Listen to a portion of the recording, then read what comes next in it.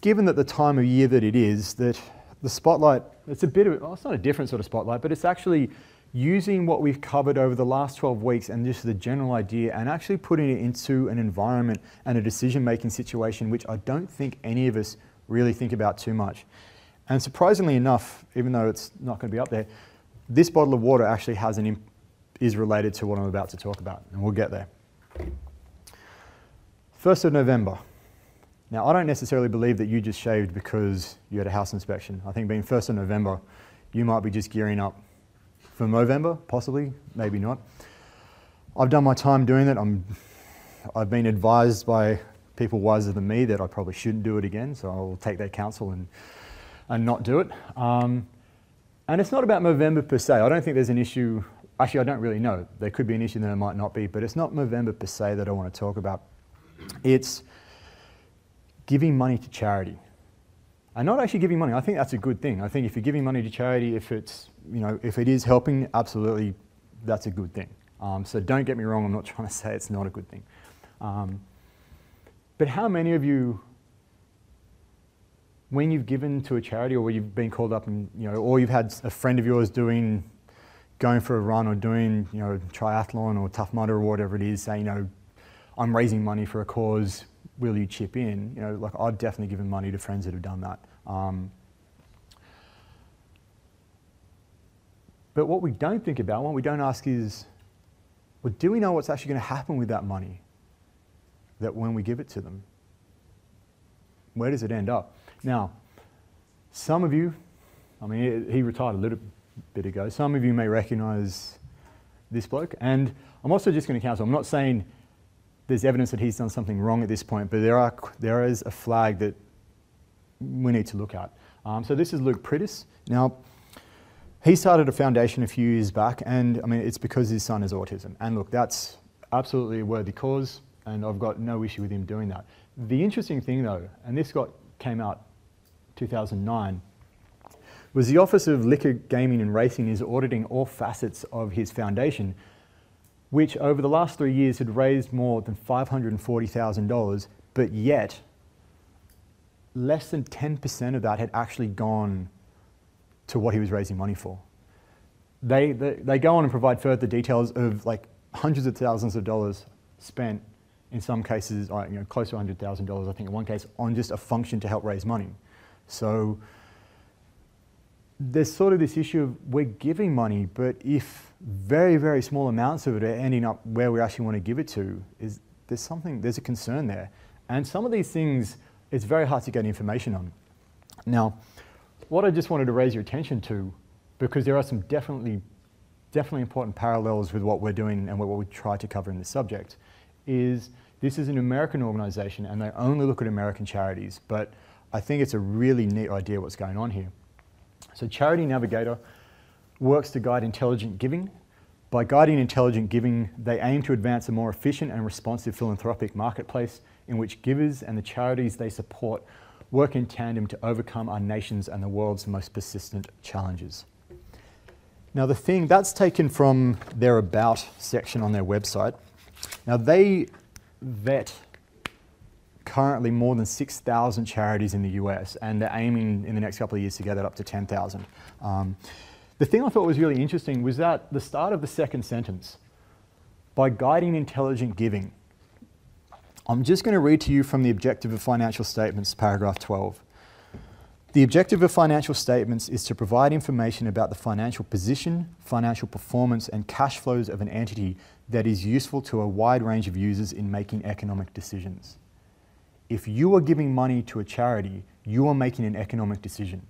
It may not be a big economic decision, but it is still, I would imagine for most of us in this room, we have, well, actually anyone in the world, we have limited economic resources. Some people, those limits are a little bit higher than others, but we don't have unlimited amounts of money. So this is a scarce resource that we are giving up, and I suppose I would like to know that where that money is going to actually be useful. So I'm going to pick up, it's a really neat website. I obviously don't get paid by these guys, but I've come across them before, and I think what they do is it's a really neat idea. So this is looking at the Livestrong Foundation. Some of you may know who it was formerly associated with. They have two metrics at this point. They're trying to bring in a third, but at this point they've got financial score along the left and then accountability and transparency score.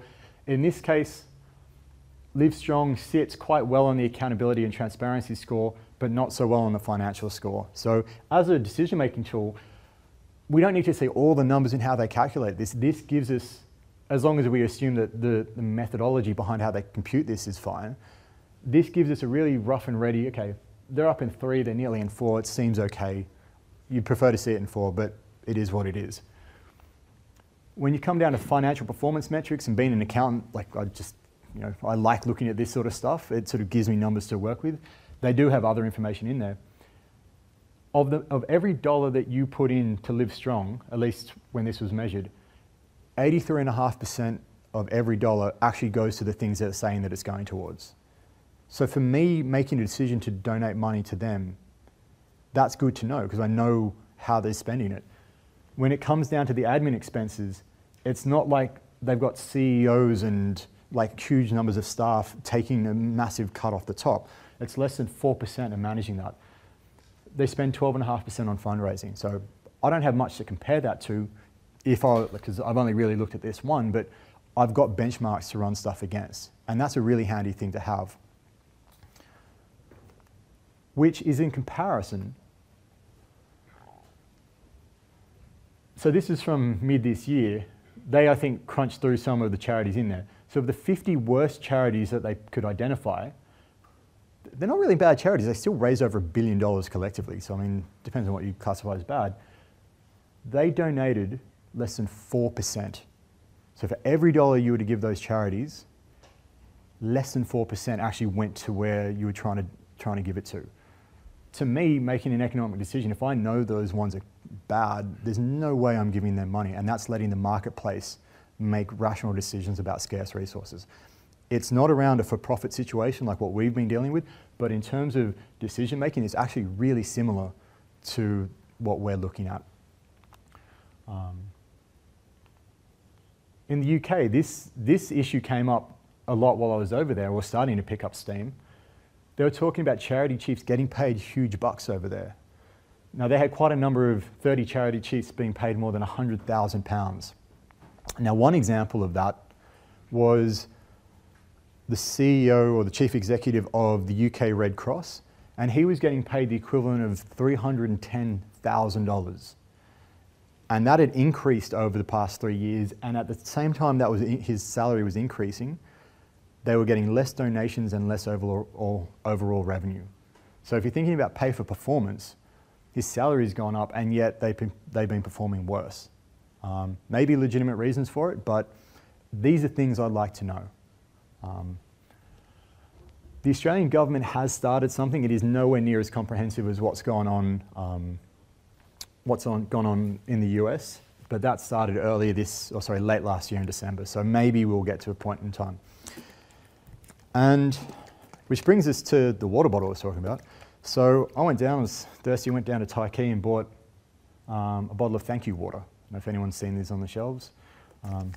So according to this, one bottle gives you 1 month's worth of safe water provided to someone in need.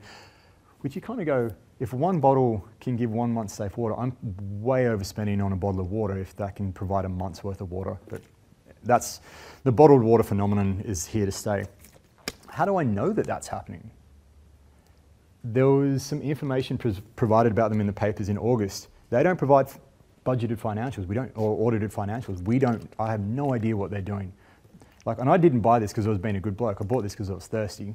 But it does make me happy to think this potentially is going to help someone.